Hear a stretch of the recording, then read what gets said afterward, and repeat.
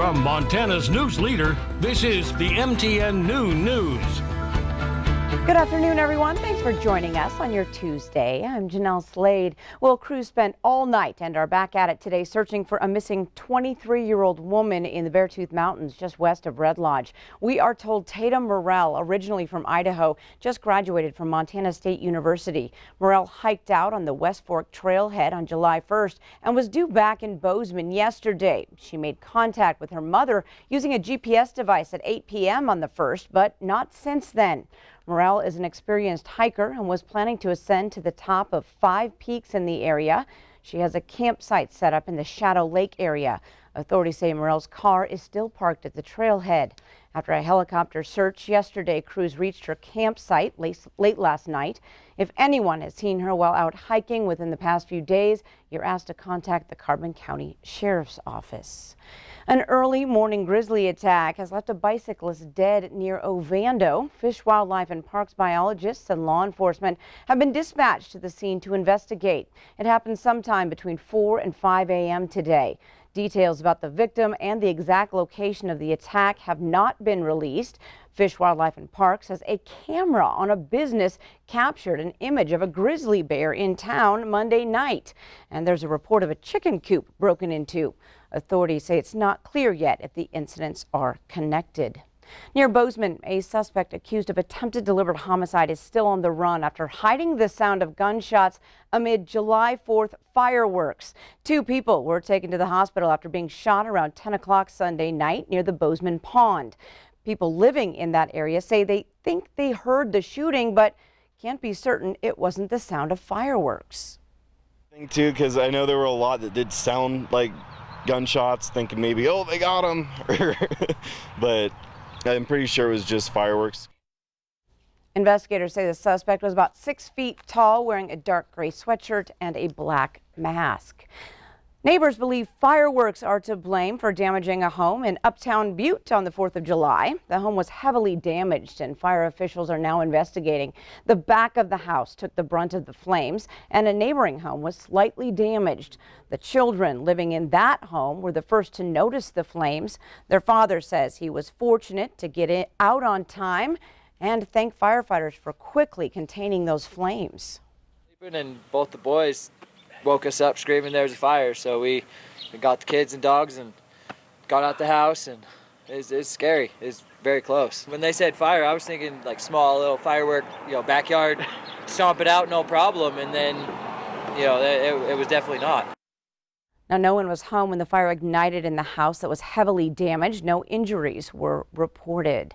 It's time now to check in on the weather scene with Miller Robson. The cooler weather, well, it's been nice, but it's not going to stick around. That's right. We are heating back up today and over the course of the next few days, and that means we have enough instability there, Jeanelle, where we could see some strong thunderstorms off of this, maybe some severe weather. Now, we're pretty quiet across the region right now, but up in the northeast corner of the state, you can see some storms coming out of Jordan, making its way to Glendive, out of Glasgow, making its way to Williston. And those areas there and moving south, we have to keep an eye out on the possibility of seeing some severe weather. Now, this will go this afternoon through later on this evening.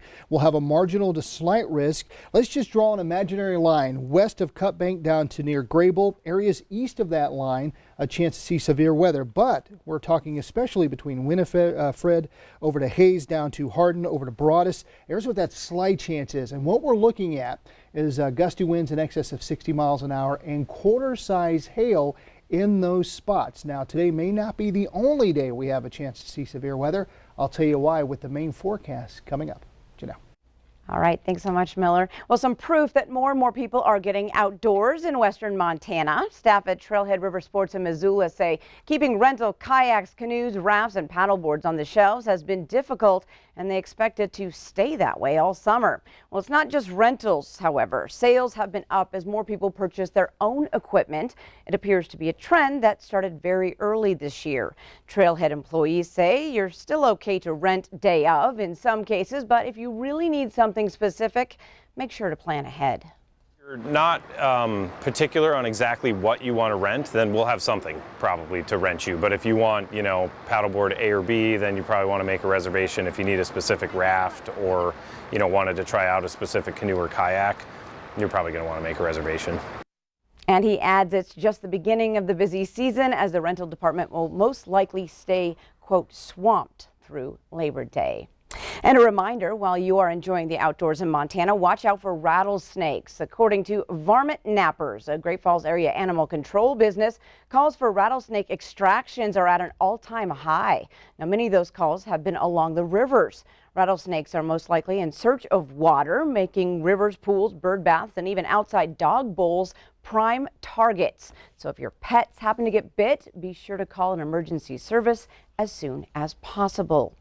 Well, 4th of July weekend travel may have revived the COVID threat in the U.S., especially for unvaccinated people who are most at risk from Delta variant.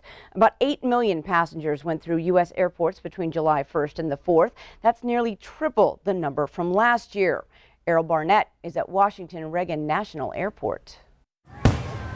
There was a real sense of revelry on the 4th of July as an estimated 48 million people left their homes to celebrate. It's good to be free again without the mask, at least outside. But the growing threat is the Delta variant of COVID-19. It's 40 to 60% more transmissible, with indications it may cause more serious disease. It now makes up more than a quarter of all cases nationwide. All this travel this weekend mixes people up.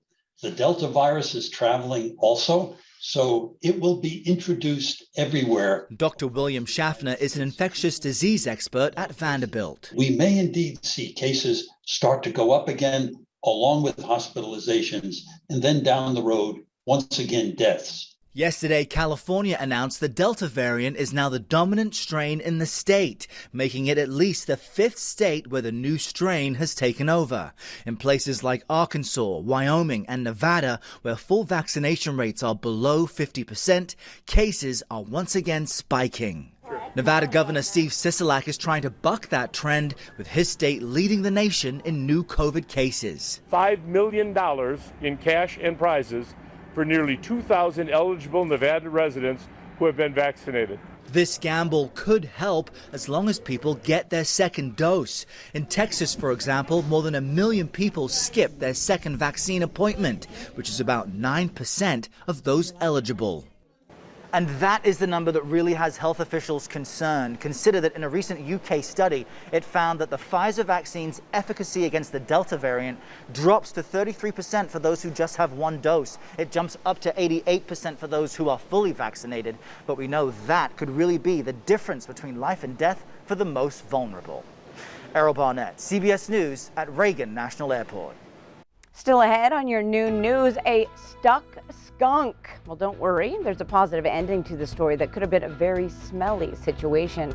But first, meteorologist Miller Robson is in next with your statewide weather forecast. Don't go away.